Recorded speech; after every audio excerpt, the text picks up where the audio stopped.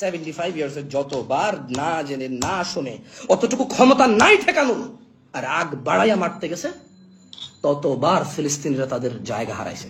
Yes, আগেই জানতাম তোমরা ইসরায়েলের এজেন্ট, আজকে তোমরা প্রমাণ দিয়েছ। দেখেন না, মধু ব্যবসায়ীরাও জেগে যায়। তোমার কাজ হয় মধু ব্যবসা করা, মধু বেচে তুমি খাও, হানিনাট দিয়ে নিজেরও শক্তি যোগাও, তোমার ক্লায়েন্টদেরও শক্তি যোগানোর ব্যবস্থা করো। কি দরকার মাজলুমের কাটা ঘায়ে নুনের ছিটা দেওয়া? ইসরায়েলের দালাল এই জমশেদ মজুমদার এবং ঘরের বাজারকে বয়কট করুন সবাই। সে বিভিন্ন সময় পরোক্ষভাবে ফিলিস্তিনের বিপক্ষে গিয়ে ইসরায়েলের পক্ষে অবস্থান নিয়েছে। সম্প্রতি ফিলিস্তিনের গাজা এবং রাফার মুসলিমদের এই দুর্দিনে সে আবারও ফেসবুকে পোস্ট করে বিতর্কের জন্ম দিয়েছে। তার ফেসবুক পেজে পোস্ট করে সে লিখেছে, একটা সত্যি কথা বলবেন, ফিলিস্তিন নিয়ে আপনার অন্তরে রক্তক্ষরণ হয়েছে, বিষণ্ণতা কাজ করছে, এর মধ্যেও আপনি আজকে নামাজ পড়েননি, এমন কেউ কি আছেন? না না, আমি মোটেও বলছি না আপনি বেনামাজি হলে আপনি অন্যায়ের বিরুদ্ধে কথা বলতে পারবেন না।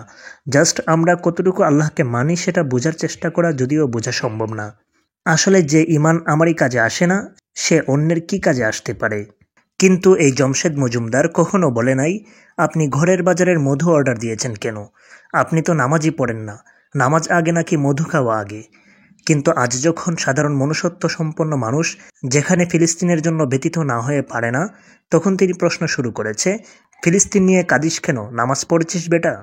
এই সময়ে এসে বাংলাদেশের 90% মুসলিমদের নামাজ নিয়ে কথা বলে মানুষের সেন্টিমেন্টকে অন্যদিকে ঘুরিয়ে দেওয়াই হচ্ছে জমশেদ মজুমদারের কাজ। তার মানে সে বোঝাতে চায় নামাজ রোজা ঠিকভাবে পালন না করলে আপনি ফিলিস্তিনের পক্ষে কথা বলতে পারবেন না। এদেশের শতকরা 90% মানুষ নিয়মিত নামাজ আদায় করে না, এটা সবাই জানে। কিন্তু একজন মানুষ নামাজ আদায় করে না বলে সে ফিলিস্তিনের পক্ষে কথা বলতে পারবে না, মজলুমদের পক্ষে অবস্থান করতে পারবে না, বিষয়টা তো এমন নয়। আসল কথা হচ্ছে এই সমস্ত জমশেদ মজুমদাররা সালাফি নাম ধারণ করে ইসরায়েলের দালালিতে নেমেছে।